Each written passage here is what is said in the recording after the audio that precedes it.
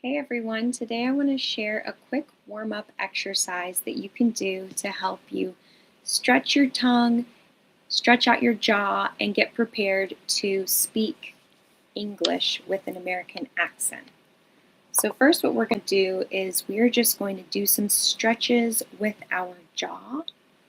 So we're going to put our fingers right in front of our ears, right where our jaw connects together. And if you open and shut your jaw, you should feel a little hinge. And so we're going to massage right there, loosen our jaw, because for American English, you need a really loose jaw. So I want everyone to rub their jaw, let their mouth hang open. I know this feels kind of silly. That's why I'm doing it here with you live.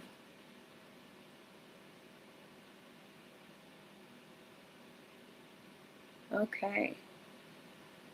So next, we're going to take the palm of our hands and we're going to rub. We're going to let our jaw hang open. And then we can put some voice with this. Oh. Oh. Hear how I'm starting high and then going low. Oh. Oh. Oh. Oh. At the end, your mouth should look like this, kind of just hanging open. That's okay. This means that your jaw is loose and relaxed.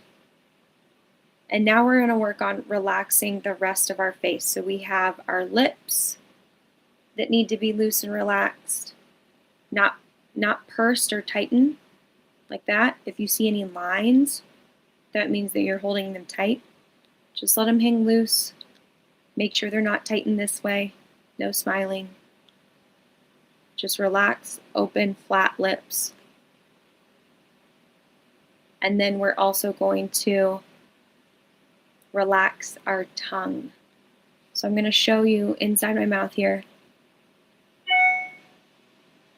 My tongue's very relaxed. It's not tense like this.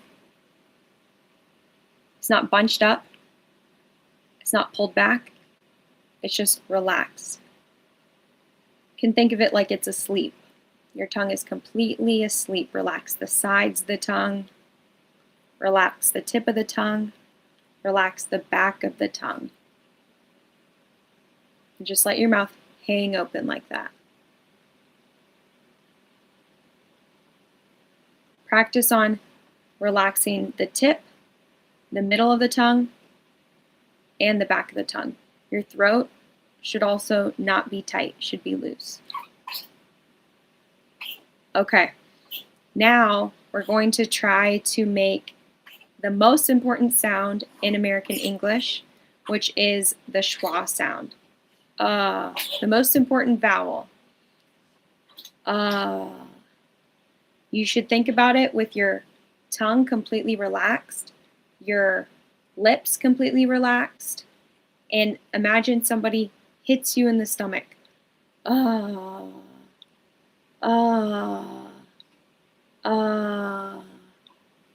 lot of you will have a tendency to put the tongue in the back of the mouth so that it's more like ah, ah.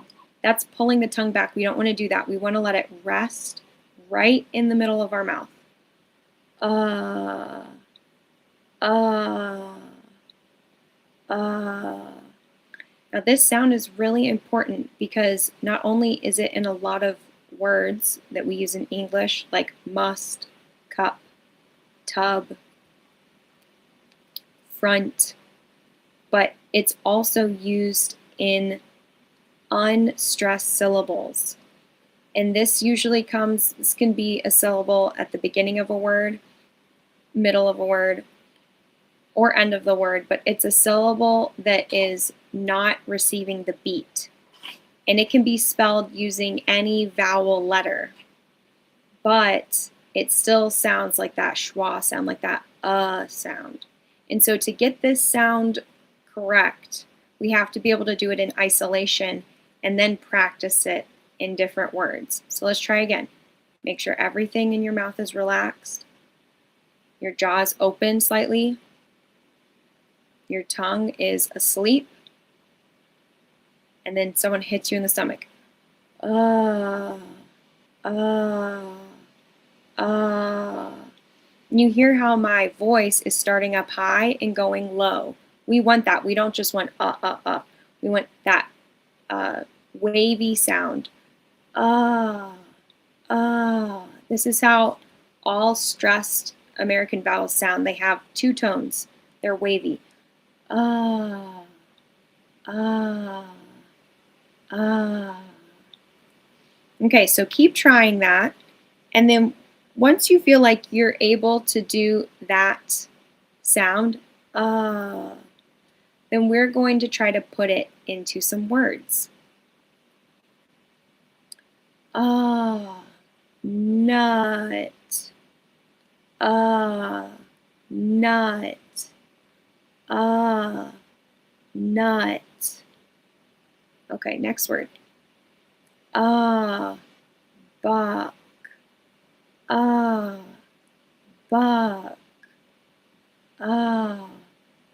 Buck. Okay, last one. Cup. Cup. Cup. You hear that sound in all of those words. Sometimes people can get it when they're saying it by themselves, but then when they try to put it into a word, they go back to their old way of saying it, like cop or cop. We want to keep that tongue asleep. Cup. And then what we can do is we can practice that schwa sound in unstressed syllables. And this is where you're going to get into learning the rhythm of American English, because the unstressed and the stressed syllables is really what gives American English that ba-bum, ba-bum, ba-bum type of rhythm. We don't stress every syllable equally. We stress some, and then others we use a schwa, which is going to be that sound for the vowel, except it's really short and low. So let me give you some examples. The first word is today. Do you hear that sound in the first syllable? Don't think about the way that it's spelled. Think about the way I'm saying it. Today. Today. Today. So you hear that in the first syllable. Today. Practice that. Today. Today. Okay, we're going to do each of these words 3 times. Next word. Agree. Agree. Agree. You hear that sound. Agree, that's the schwa. Next we have tonight. Tonight. Tonight. So we're practicing that schwa. We're also practicing the vowel in the stressed syllable, but I want us to practice both. Hear how that schwa is really short and fast, and then hear how that other vowel is extended and long and high. Next word, to go. To go. To go. We have that ta, which is the word to, but when we're saying it fast, we say to go. I have to go. To go. Next, a lot. A lot. A lot. You hear that at the beginning. A lot. Next word, about. About. About. Next we have again. Again. Again. So you hear that sound at the beginning. That's the schwa that we're trying to practice with having our tongue completely flat. It's almost like it's asleep. If you see my mouth, it's right in the middle. It's not pulled back. It's not like this. It's just right in the middle. My jaw is slightly up. Uh, uh, uh. That's that neutral schwa sound that we're going for. So I hope you found this warm-up helpful. I'm going to start doing these live so that you can practice along with me.